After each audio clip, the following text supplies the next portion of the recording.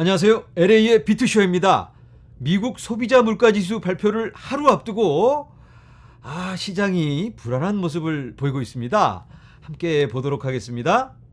자, 연준이 어나더 빅 인플레이션 넘버를 염두에 두고 있다. 지난달에 8.6%, 1970년도 이후로 최고 수치, 기록적인 인플레이션 결과가 나왔는데, 이게 이제 5월달 인플레이션 수치인데요. 6월달치를 내일 발표를 합니다. 6월달은 어떻게 될까?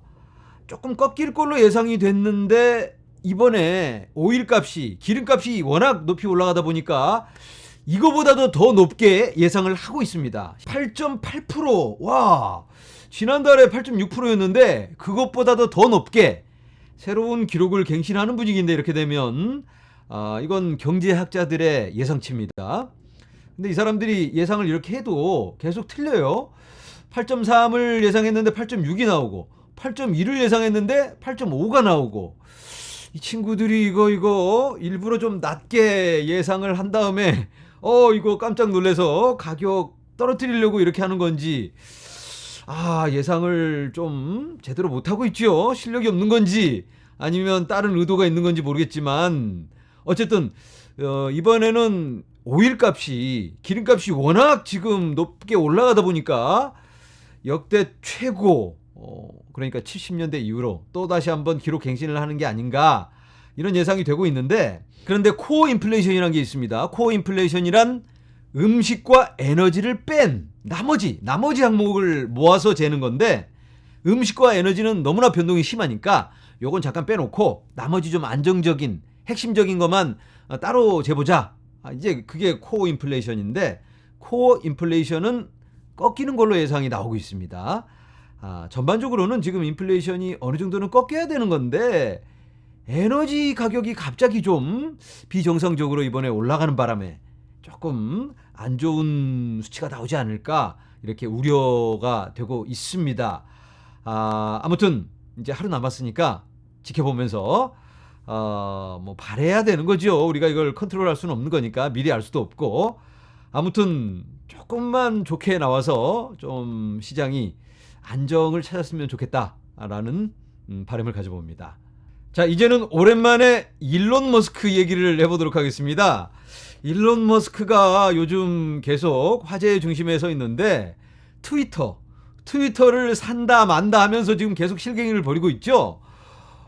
트위터가 이제 팔 것처럼 하다가 일론 머스크가 이거 이 고객 숫자가 이거 정확하지 않은 것 같은데, 이거 보트 아니야? 가짜 넘버다. 정확한 자료 내놔. 그런데 트위터가 자료를 안 내놓고 있어요. 그래서 일론 머스크가 안 사 그럼, 그랬더니 야, 그럼 우리 소송 걸어, 그러면서 지금 이 화면에서 보시는 것처럼 일론 머스크가 웃고 있죠. 거 봐, 결국은 내놓게 되잖아. 소송 가면 자료 다 제출해야 되니까 사기 아니다, 트위터 측에서는. 이것 봐, 자료 이제 다 보여주면서 이제 얘기를 하겠죠. 그러면 일론 머스크는 그래, 진작 줄 것이지, 그럼 살게, 이렇게 될 수도 있는 거니까. 어쨌든 일론 머스크가 영악한 건지 아니면 또 다른, 우리가 모르는 또 다른 그런 의도가 있는 건지는 모르겠지만, 아무튼 지금 계속해서 이 뉴스 헤드라인을 계속 장식을 하고 있는데, 다른 관점이 하나 있습니다. 일론 머스크의 행보에 대해서. 자, 요거 트위터가 지금 일론 머스크를 상대로 소송을 걸려고 지금 준비를 하고 있습니다. 그런데 일론 머스크 얘기를 잠깐 멈추고 다른 인물에 대해서 한번 살펴보도록 하겠습니다. 화면에 보이는 이 남자가 뉴욕타임스의 기자입니다. 이름이 알렉스 베렌손이라는 사람인데, 이 사람이 작년에 코로나 바이러스 백신에 대해서 신랄한 비판을 했습니다. 이거 검증되지도 않은 이 백신을 내놓으면 어떡하냐, 이거 부작용이 있을지도 모르는데, 이거 봐라, 부작용 이거 어떡할 거야 하면서 굉장히 많은 지적을 했습니다. 그런데 막 허무맹랑한 얘기를 한 건 아니고, 어느 정도 근거 있는 자료를 가지고 이 트위터에서 조목조목 지적을 한 겁니다. 그런데 트위터에서 야, 너 정지야 하고 막아버려요. 차단을 시켜버립니다. 그래서 이렇게 이런 결과가 나왔습니다. 영구 정지. 트위터에서 삭제가 돼버린 거예요, 계정이. 이 사람 정말 열받겠죠. 열받았습니다. 그래서 이 사람이 트위터를 상대로 소송을 겁니다. 사실 작년만 해도 코로나 바이러스 관련 이야기를 하는 게 굉장히 조심스럽습니다. 저도 코로나 이 코자도 안 꺼내려고 노력을 하고 있는데 코로나 얘기 잘못 꺼냈다면 이거 정지 먹습니다. 유튜브에서도 코로나 얘기 뭐 이렇게 비슷하게 괜히 좀 부정적으로 백신 이렇게 얘기하면 이것도 정지가 되는 경우가 많기 때문에 굉장히 조심스러운데 코로나 얘기 지금 했는데 정지되면 안 되는데 어쨌든 이 사람이 코로나 백신 이거 근거 있는 거냐라고 이제 소송을 걸었는데 어떻게 됐을까요? 소송 결과가 4월 달에 나왔는데 트위터 알렉스 베렌슨 소송 제기 입찰에서 패소. 트위터가 졌습니다. 이 법원에서 알렉스 베렌슨의 손을 들어줍니다. 그렇지. 트위터 너희들 그렇게 너네들 약관이 있는데 너희들 마음대로 그렇게 고객을 정지를 시키면 안 되지 하고 패소를 시켰어요. 이 소송의 주요 맥락을 한번 보도록 하겠습니다. 정부의 팬데믹 대응에 대한 목소리를 높이 평가하는 베렌슨은 회사가 코비드 백신을 위험한 부작용이 있는 사전 치료제로 설명했다는 이유로 트위터가 자신을 사이트에서 쫓겨난 후 트위터를 고소했습니다. 번역이 좀 이상하긴 한데 정부의 팬데믹 대응에 대한 부적절한 이런 모습들을 신랄하게 비판을 하고 지적을 했습니다. 이 사람이 팬데믹 백신 이거 부작용이 있을 수 있다. 이렇게 이야기를 했더니 트위터에서 탁 차단을. 그래서 결정은 이 사람이 이제 판사인데 알섭. 알섭은 그의 게시물이 브랜슨의 게시물이 검열 대상이 아니라는 경영진의 보증에도 불구하고 회사는 트위터가 트위터 플랫폼에서 허용할 콘텐츠에 대한 기본 규칙을 변경했다는 브랜슨의 주장에 판결을 집중했습니다. 브랜슨의 주장에 손을 들어줬다 이 말인데요. 이 고객을 막거나 쫓아내려면 거기에 대한 기본 규칙이 있었겠죠. 거 봐, 너 안 되기로 했잖아. 약관에 나와 있잖아. 그렇게 하면 안 되지. 너는 퇴출. 이렇게 약관이 있는 건데 약관을 자기네 마음대로 변경하고 잘못 적용을 했다. 모호한 부분이 굉장히 많았는데 이 적용하는 건 지네들 마음이니까 이거 봐, 써 있잖아. 이게 좀 모호한 부분에다가 억지로 끼워 맞춰서 자기네들 좋게 결정을 했다. 이런 내용입니다. 자, 이렇게 이 사람이 이겼으니까 다시 트위터에서 돌려놔야 되겠죠. 이겼으니까 원위치. 그래서 이 사람이 트위터에다가 이렇게 지난 자기 정지 먹었던 거 그림 올리고 자기가 돌아왔다, 컴백했다, Sherry is back 하고 친구들한테 자랑하고 있습니다. 자, 여기서 우리가 잠깐 생각해 봐야 될 게 트위터에서 갑자기 강경 대응을 했죠. 트위터만 그런 게 아니고 유튜브, 페이스북, 또 아마존 뭐 큰 회사들 다 거의 대부분의 IT 회사에서 소셜 미디어 플랫폼에서 코로나의 코자만 꺼내도 굉장히 불안한 상황이었어요. 잘못 얘기하면 바로 그냥 정지, 잘리고 이렇게 되는데 왜 이렇게 이 친구들이 갑자기 이렇게 강경 대응을 했을까요? 자기네들끼리 회의하고 정의를 위해서 우리가 이런 결정을 하자 이렇게 하진 않았겠죠. 어떤 압력을 받았을 텐데 이 알렉스 베렌슨의 주장은 트위터가 어떤 압력을 받아서 이런 결정을 했을 거다. 뭐 당연한 얘기죠. 어떤 정치적인 압력이 있었을 텐데 거기에 대해서 일론 머스크가 딱 이렇게 물어봅니다.